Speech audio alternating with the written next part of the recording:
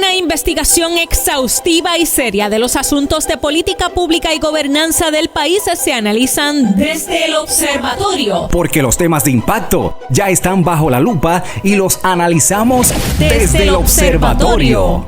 Saludos amigos y bienvenidos a esta séptima edición de su programa Desde el Observatorio. Programa dedicado a temas de gobernanza, transparencia, las mejores prácticas en la administración pública y donde presentamos aquellas investigaciones y acciones que se llevan a cabo desde la Pontificia Universidad Católica en aras de mejorar esas áreas que acabamos de mencionar. En el día de hoy no nos acompaña nuestra coanfitriona Jennifer Castellanos Barretos, quien se encuentra indispuesta de salud y a quien le deseamos una pronta mejoría. Nos acompaña, sin embargo, la doctora Ángela Velázquez de nuestro programa graduado de Psicología Industrial Organizacional y el señor Francisco Báez del Centro Médico San Lucas. Ángela es catedrática asociada, como les dije, en nuestro programa de Psicología Industrial Organizacional y es una persona que se ha dedicado por los pasados años a la enseñanza y la investigación en áreas que tienen que ver con la psicología industrial organizacional. Precisamente fue una de nuestras coinvestigadoras en un estudio que hicimos sobre el trabajo, que se llamó Trabajo Decente o Precariedad Laboral, un acercamiento a la situación de los trabajadores en Puerto Rico, y también es coinvestigadora en un proyecto que llevamos todavía, que tiene que ver con la situación de los trabajadores en medio de la pandemia del COVID, que es uno de los temas a los cuales nos vamos a dedicar hoy. Tenemos al señor Francisco Báez, como dije, del Centro Médico Episcopal San Lucas. Francisco, por favor, ¿nos compartes un poco tu trasfondo laboral y académico? Cómo no, saludos doctor y saludos doctora Ángela Velázquez. Un placer para mí compartir con ustedes en este día. Realmente yo llevo unos cuantos años en la práctica de la salud, desde 1989. Tengo un bachillerato en ciencias de enfermería, una maestría en ciencias de enfermería en salud mental y psiquiatría con un rol en administración. Posterior a eso hice otra segunda maestría en gerencia y liderazgo estratégico y actualmente estoy en mi último año doctoral en el programa graduado de la Pontificia Universidad Católica de Psicología Industrial Organizacional. Perfecto. Actualmente soy el director de programas institucionales en el Centro Médico Episcopal San Lucas. Tremendo, gracias Francisco. Muy bien. Fíjense que la preparación de ambos va muy a tono con el tema que he propuesto para el día de hoy, ¿no? Vamos a hablar de la salud, vamos a hablar de la salud mental y vamos a hablar de cómo esto se vio afectado, se está viendo afectado todavía en el tiempo de la pandemia. Así que quiero comenzar este diálogo con ustedes, ¿verdad? Sobre estos temas muy generales.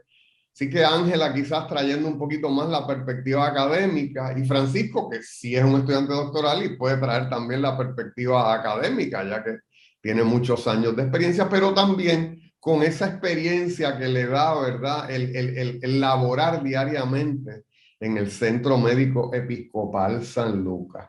Precisamente, Francisco, una de nuestras primeras preguntas tiene que ver con ¿cuáles tú crees han sido las principales repercusiones laborales que hemos tenido que pasar, quizás con la experiencia de tu institución, ¿verdad? En esta crisis sanitaria, en esta crisis de salud provocada por la pandemia.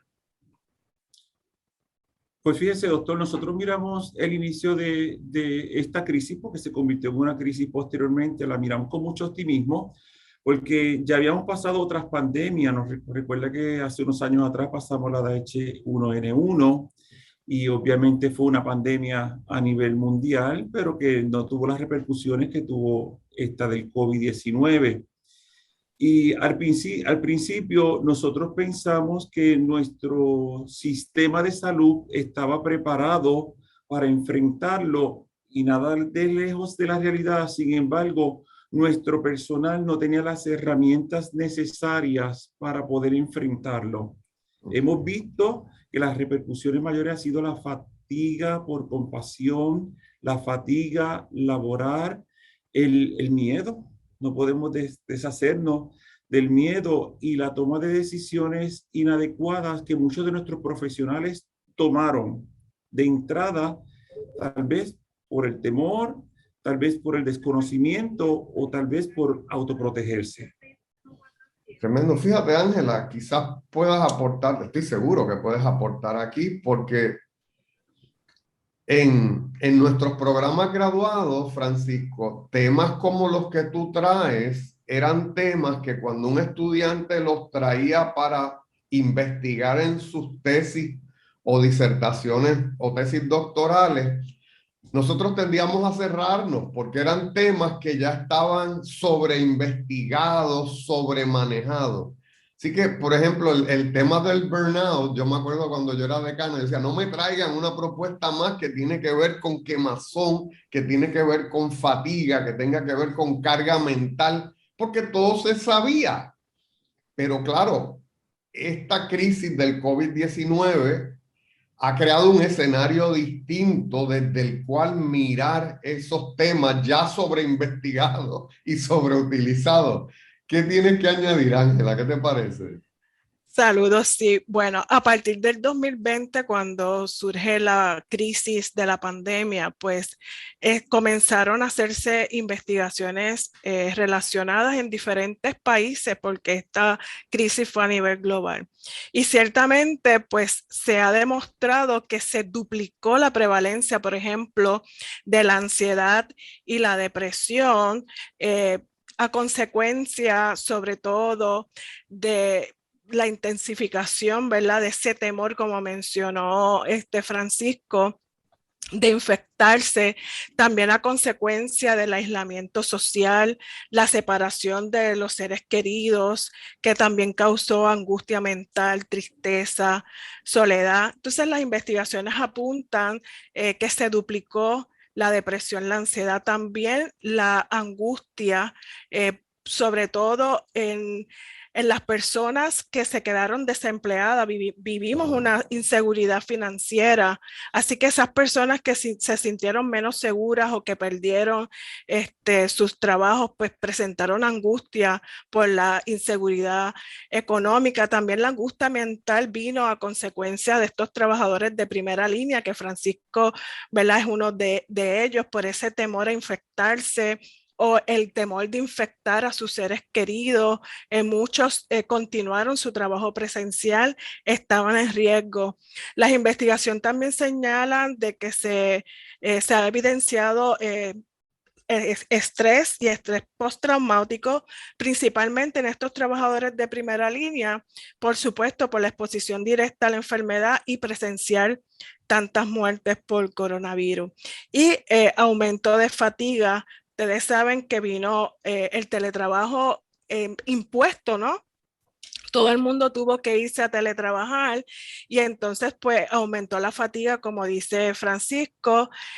Hay evidencias de aumento del consumo de alcohol y el teletrabajo, estar tantas horas trabajando, que sabemos que la mayoría de los trabajos, sobre todo en el área educativa, pues ha traído también unas afecciones musculoesqueléticas, desequilibrio entre ese balance de trabajo-familia y, como mencionó Francisco, ese agotamiento.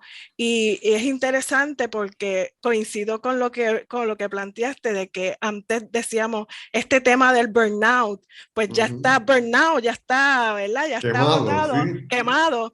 Y ahora mismo, pues entonces estamos viendo cómo si tenemos trabajadores agotados que posiblemente están burnout, sobre todo esos de primera fila, y los de educación, los maestros, los profesores universitarios, a consecuencia del teletrabajo y de estar tantas horas laborando. Así que me parece de que ciertamente la salud mental ha sido afectada a consecuencia, pues, de lo que estamos viviendo y que continuamos viviendo, y que ahora se agrava cada vez que, ¿verdad?, esa angustia, esa ansiedad se agrava cada vez que escuchamos que viene una nueva cepa, ¿verdad?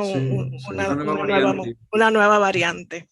Fíjate que estamos viendo, ¿verdad? Aquí se bifurcan, ¿verdad? Este sendero, porque por un lado Francisco trae el tema real de estos trabajadores de la salud, del sistema sanitario, digamos, los que tienen que ver con cuidado intensivo, ¿verdad? Y estos médicos que tienen que, desde sala de emergencia, medicina interna, los que tienen que ver con todo el sistema respiratorio, pues sus jornadas laborales, sobre todo porque es personal muy escaso en nuestros hospitales, pues es personal que estoy seguro que vieron aumentada su jornada de trabajo en términos de horas.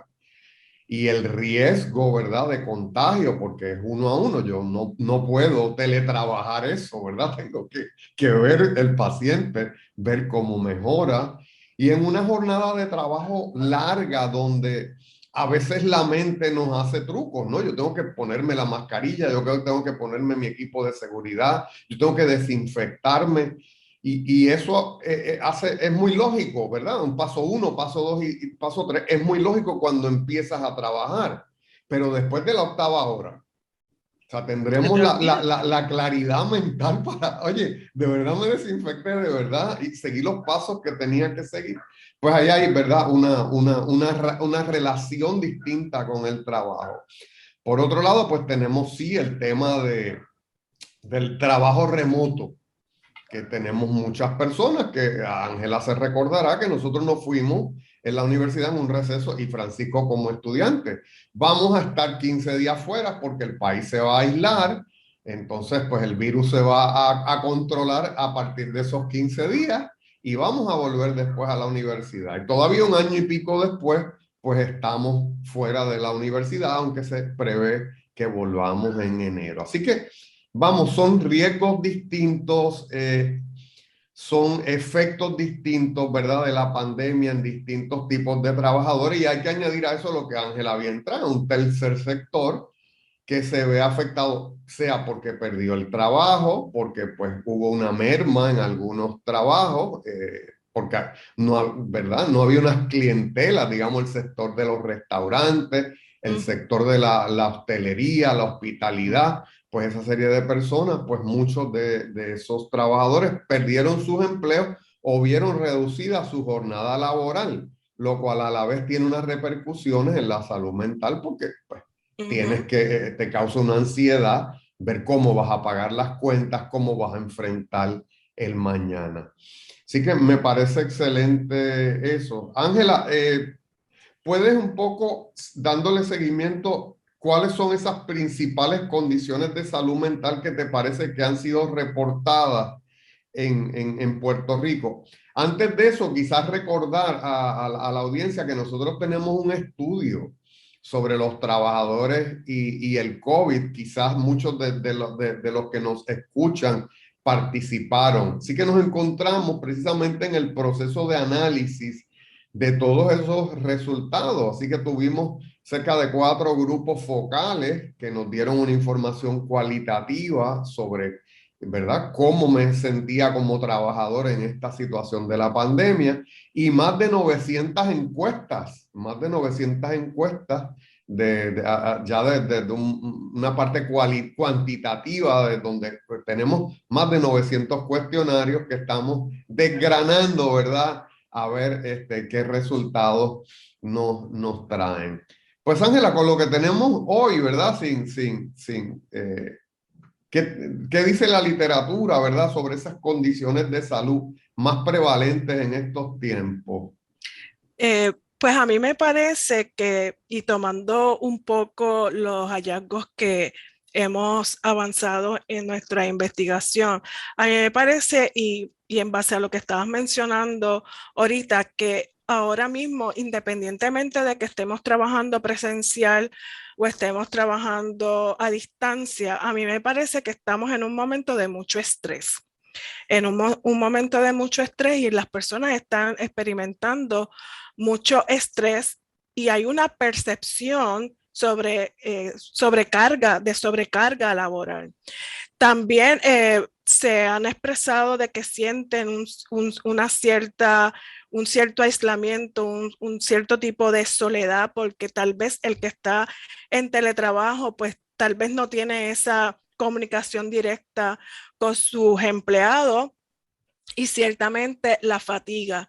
También entiendo que en Puerto Rico se dio el fenómeno de el estrés aumentó sobre todo en aquellos trabajadores que tenían que trabajar desde la casa y al mismo tiempo tenían a sus hijos en sus casas, porque aquí en Puerto Rico, pues las escuelas, ¿verdad? También se fueron a distancia, así que tenemos estos padres que están haciendo una función laboral desde sus hogares, pero al mismo tiempo tienen que atender a sus hijos, así que eso aumenta el estrés, aumenta la fatiga, aumenta la ansiedad y todas estas, ¿verdad?, afecciones que vienen a consecuencia, tanto física como mental. A mí me parece que en Puerto Rico, pues eso es lo más que yo puedo resaltar. Sí, fíjate que es interesante, ¿verdad? Nosotros tomamos un pedazo de este fenómeno social, de cómo afectó esta situación del COVID, y nosotros decidimos, mira, vamos a tomar los trabajadores. Y sí hay unas preguntas, ¿verdad?, que tienen que ver de nuevo, con la seguridad laboral, con cómo te sientes, cuánta inseguridad sientes a los que volvieron al trabajo de forma presencial.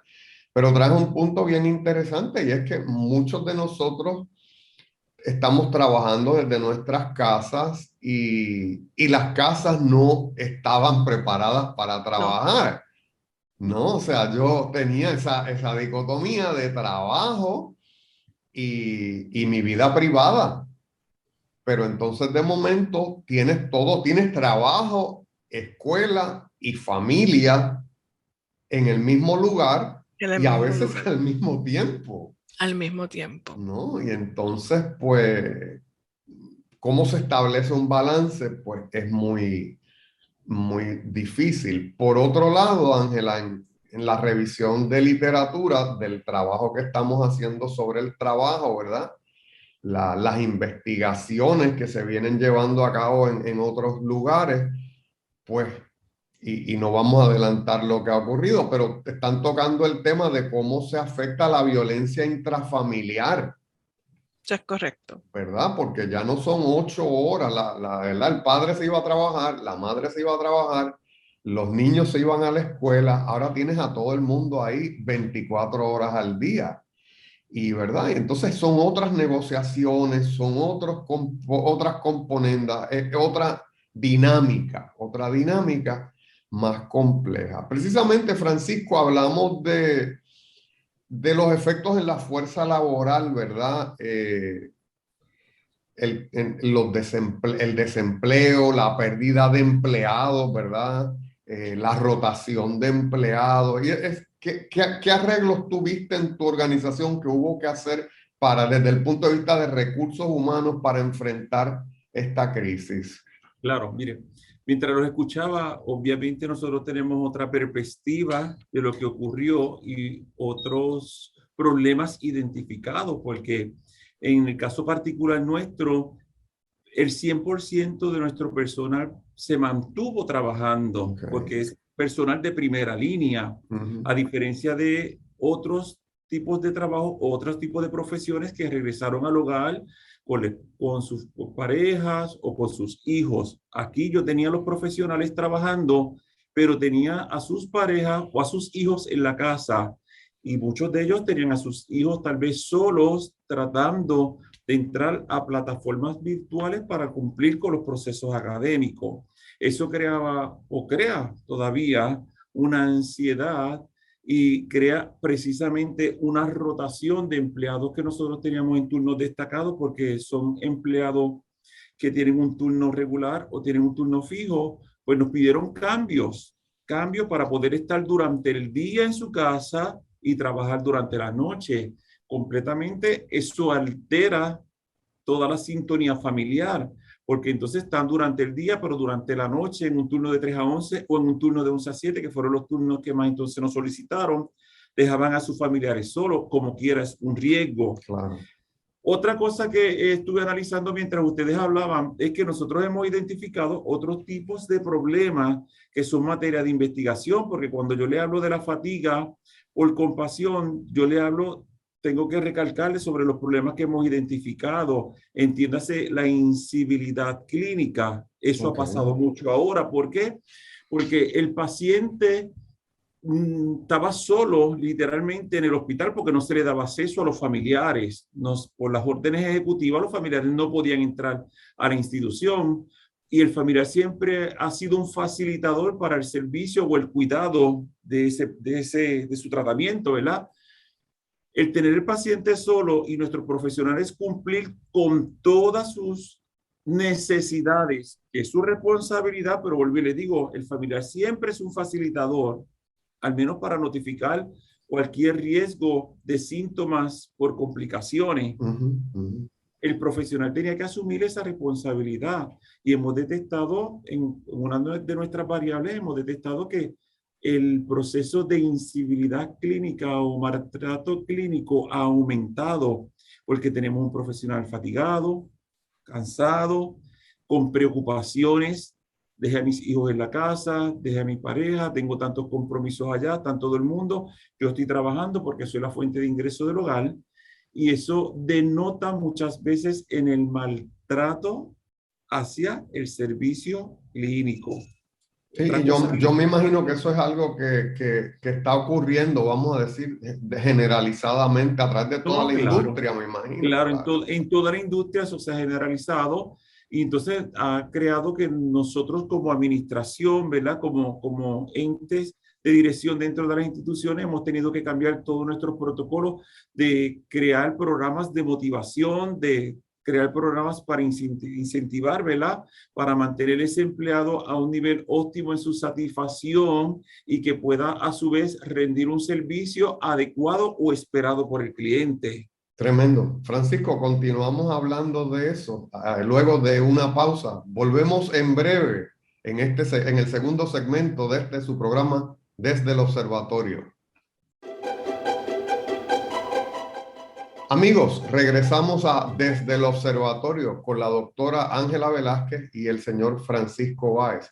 Francisco, nos estabas hablando de aquellas acciones laborales que implementaron en el Hospital San Lucas, en el Centro Médico San Lucas, ¿verdad? Para lidiar con la crisis provocada por el COVID-19. Claro. Debemos señalar también que esta crisis aumentó el turnover, la entrada y salida de profesionales a la industria. Así que nos hace ser más creativos buscando alternativas para poder retener, mantener ese empleado motivado y que a su vez produzca el servicio que nuestros pacientes esperan. Tuvimos diferentes alternativas. Por ejemplo, creamos planes o proyectos educativos donde se involucraba a todo el personal sobre temas de interés de manejo de crisis, de manejo de situaciones, de cómo tratar al cliente, de cómo trabajar situaciones familiares. Se trajeron diferentes tipos de profesionales de varias especialidades para orientar individual o colectivamente a nuestra empleomanía. En términos de los empleados que tenían problemas con el cuidado de sus hijos, se crearon proyectos también donde se les permitía de alguna manera traerlos a nuestros salones, que tenemos salones de adiestramiento para el sistema de recall electrónico, para que si no tenían la oportunidad desde su casa, pues lo podían tener desde el trabajo y podían traer esos estudiantes o esos hijos, traerlos al ambiente laboral y mientras sus padres trabajaban, pues ellos también estaban en alguna parte del hospital identificado bajo supervisión, haciendo sus proyectos, haciendo sus trabajos y demás. A mí me consta, fíjate, Francisco, que el Centro Médico San Lucas, pues, sigue muchas de las mejores prácticas en términos de recursos humanos. De hecho, muchos de nuestros estudiantes han realizado prácticas y muchos de nuestros estudiantes han trabajado y han sido consultores en esas áreas. Así que me parece que es un área que está muy bien atendida allí y que no me sorprende, vamos, ni a la doctora Velázquez ni a mí no nos sorprende esto. Así que puede seguir. Otra cosa de la que se hizo fue que se revisó toda la escala de beneficio, de salario, de buscar alternativas para tratar de retener el mejor talento y evitar que se siguieran pues marchando o renunciando. Así que se crearon estrategias o diversas estrategias para mantenerlo. Siempre esto ha creado un problema de salud mental, porque hay cierto tipo de personas dentro de la organización, como lo hay dentro de la sociedad, que tienen poco manejo de sus emociones o poco manejo de sus situaciones. Para eso también se crearon proyectos y áreas de especialidad para poder trabajar con aquellos compañeros de trabajo que no podían. Nosotros recién abrimos una clínica de salud mental, ¿verdad? Bien amplia, así que tenemos el servicio completo de todos los especialistas en el área de la salud mental que nos dan soporte para poder trabajar estas situaciones. Sí, es importante porque fíjate, en estas crisis, una de las cosas, y doctora Velázquez quizás puede traernos más detalles, condiciones existentes afloran, quizás porque no están siendo bien atendidas, ¿verdad? Porque mucha gente dejó de ir a su médico, dejaron de ir al médico primario, imagínate al psiquiatra o al psicólogo. Así que esas condiciones prevalentes pues se exacerban. No fue que fueron provocadas por la pandemia necesariamente, es que situaciones como yo no voy al psicólogo, yo no voy al psiquiatra, cuando estaba muy estable en un tratamiento, por el miedo a contagiarme, pues eso provoca sobre todo aquellas condiciones que llevan medicación, ¿verdad? Así que tenemos en la medicina en general y en lo que tiene que ver con salud mental en particular, pues muchas personas abandonaron sus medicamentos y eso pues trae unas crisis de carácter más agudo. Ángel, ¿algún comentario sobre? Pues sí, me gustaría añadir a lo que trae Francisco como estrategias que pueden implementar las organizaciones. A mí me parece sumamente importante la capacitación del personal gerencial, administrativo, sobre todo en lo que es salud mental. Concientizar, ¿verdad? Concientizar de que hay que promover la salud mental y que hay que estar al pendiente de la salud mental de los trabajadores. Así que en la medida que los capacitemos, pues ellos nos pueden colaborar a las organizaciones a identificar estos empleados que requieren de un servicio y, como dijo Francisco, ciertamente crear programas de ayuda al empleado para manejar la crisis de salud mental que puedan estar enfrentando, porque ante una crisis, ¿verdad? Todo el mundo pues reacciona de diferentes formas.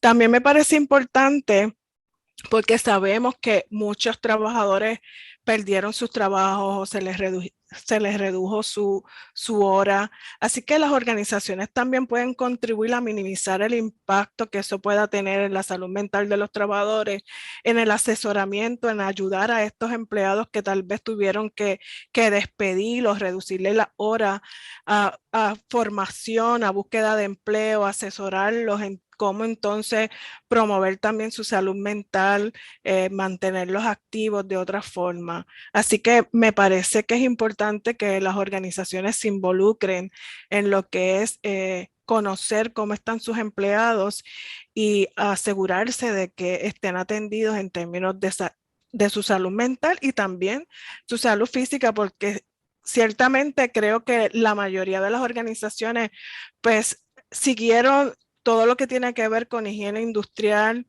¿verdad? Con establecer los equipos de emergencia y de cuidar esos espacios que fueran limpios. Sin embargo, tal vez descuidaron un poco o tal vez no estuvieron tan al pendiente de lo que es la salud mental y lo que estaban enfrentando sus trabajadores que iban todos los días a trabajar y que posiblemente no se presentaron, ¿verdad? Oportunidades para ser escuchados o que no se les proveyó la ayuda en salud mental que requieren. Y que es difícil, porque fíjate, en un sector como el de la salud, en medio de una crisis precisamente sanitaria, pues quizás la tendencia, la línea de menor resistencia, por decirlo de alguna forma, pues es atender el servicio. Es atender el servicio. Y pues si se descuida el capital humano, pues no estoy diciendo esta organización. Estos son retos que enfrentan todas las organizaciones. De hecho, a mí me parece, Francisco, porque hemos traído en otros programas al abogado laboral Ruy Delgado Saya y el que hayan puesto en su lugar, ¿verdad? Una revisión de las escalas salariales, de todas las prestaciones que se le dan a los empleados, pues bien interesante. los beneficios, porque Rui hablaba, ¿verdad?, de este desincentivo que crean las ayudas federales, el PUA y los incentivos económicos al trabajo, sobre todo cuando el trabajador tiene que decidir entre irme a trabajar y ganar, o quedarme cuidando a la familia, a mi adulto mayor, que es un tema, ¿verdad? También, claro. O sea, y pues son, ¿qué te digo yo? Complicaciones que los obreros tenían organizadas ya en sus familias, pero de momento, pues, la crisis le cambia todo y tiene que ¿verdad?, hacerse unos ajustes. Otro de los puntos bien importantes, doctor Vera, es que no podemos perder de perspectiva que nosotros dentro del ambiente laboral tenemos una diversidad generacional de empleomanía y no tienen las mismas necesidades. Así que nosotros como organización, y estoy hablando en términos colectivos generales, hemos tenido que ser más creativos para poder atender todas las necesidades dentro de la diversidad generacional obrera. Porque probablemente las necesidades que tiene el baby boomer, que lo tengo trabajando todavía, no son las mismas necesidades del Z, que también está trabajando, o del X, o del millennial. Por lo tanto, nos ha permitido la pandemia, viéndolo desde el lado positivo, crear estrategias que realmente atemperen a la necesidad o a la búsqueda de satisfacción de estos empleados. Eso es bien importante establecerlo porque no todos tienen ni el mismo compromiso, ni el mismo apoderamiento, ni las mismas necesidades. Por lo tanto, cuando hacemos la revisión o cuando hacemos el plan educativo o cuando hacemos el plan para incentivar y retener a ese empleado en medio de una crisis como la que estamos viviendo todavía, tenemos que ser bien creativos observando esa diversidad generacional. Sí, ese es el tema de la doctora Velázquez, ¿verdad? El tema, hemos presentado paneles en Puerto Rico y en otros lugares sobre este tema multigeneracional, así que sé que tienes algún comentario, Ángela, al respecto. Bueno, sí, por lo menos lo voy a hablar desde la mirada del teletrabajo, ¿no?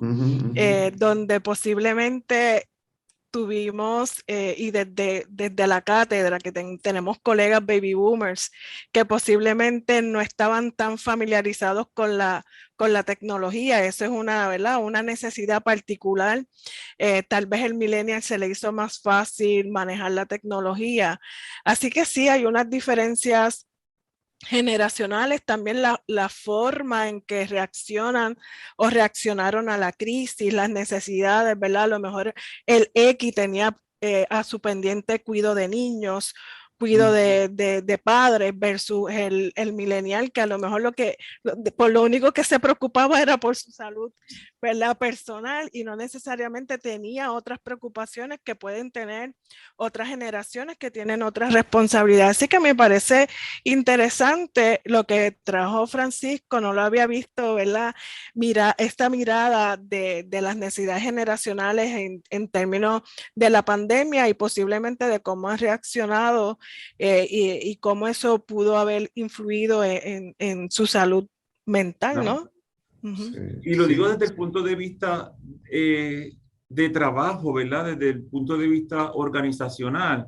Uno de los cambios que nosotros fue bien latente fue cuando comenzó el proceso de vacunación y cómo ellos se orientaron y aceptaron el proceso. No todo el mundo fue a la misma vez y no fueron tan receptivos para someterse al procedimiento de vacunación o no.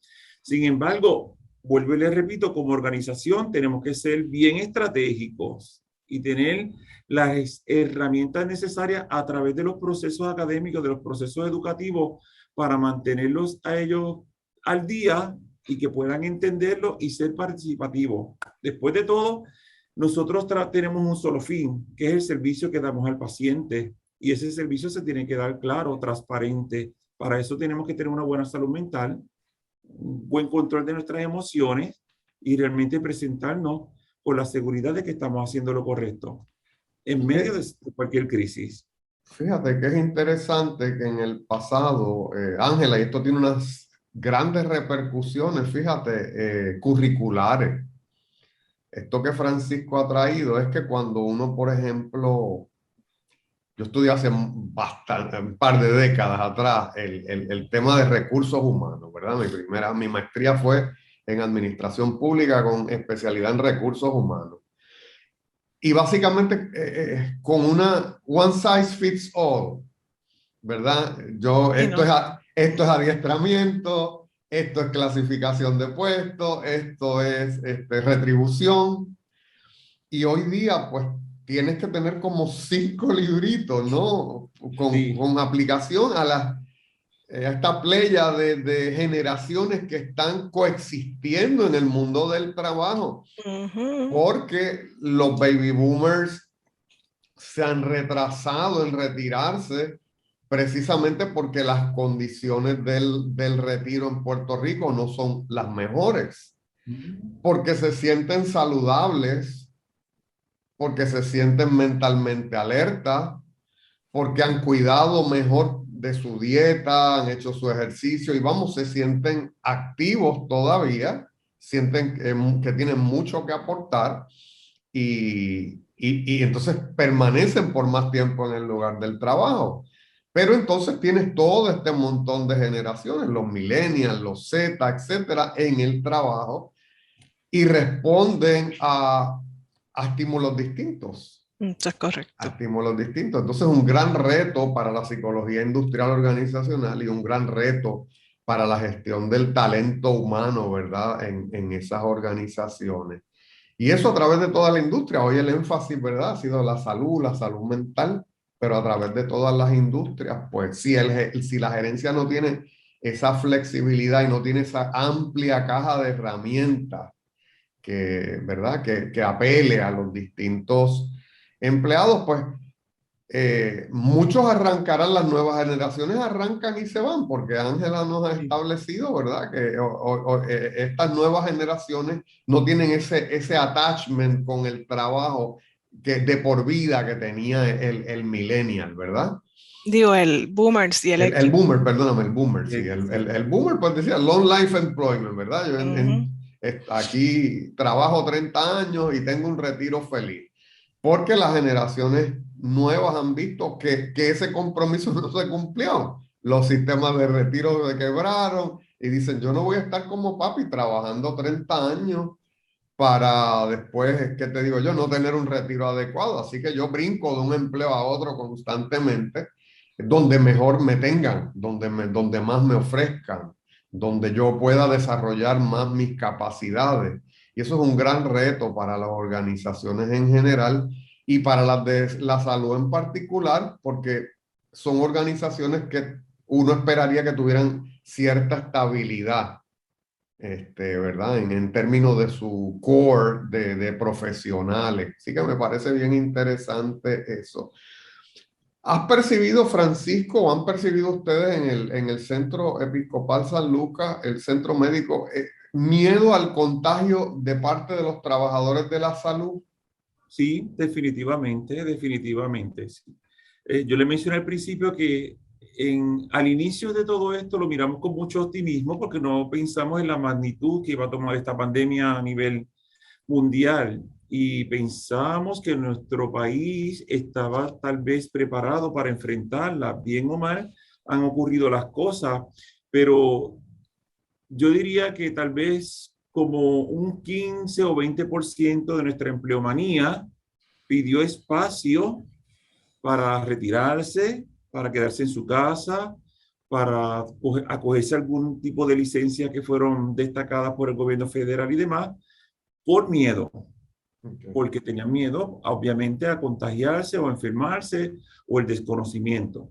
Obvio está, nosotros como empleados de la salud sabemos cuáles son las técnicas adecuadas para la prevención y siempre nos protegemos y se le dieron todas las herramientas a nuestros empleados para poder entender el proceso, pero sí el miedo siempre ha sido un detonante bien marcado en los profesionales de la salud.